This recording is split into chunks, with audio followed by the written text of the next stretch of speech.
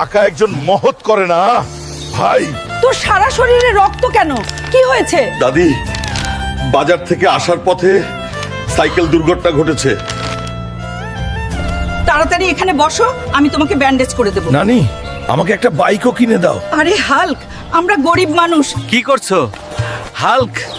কিছু না চাচা, শুধু ভাবছি আমি একটা বাইক কিনবো।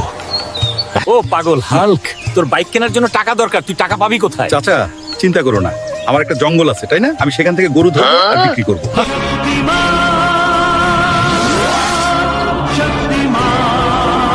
এই গরু, আমার সাথে আয়, তাহলে যুদ্ধ হোক।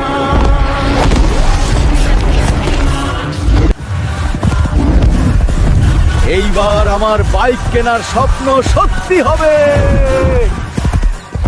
ভাই, এটা আজকের বাজারের সেরা গরু। যদি কম দামে কিনতে চান আসুন এবং দেখুন। বেশি না চাচা, মাত্র 2 লাখ টাকা। ঠিক আছে, আমাকে গরুটা দিন, টাকাটা নিন।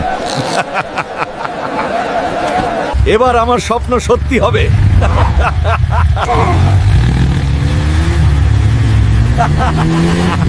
বাইকটা কোথায় পেলে?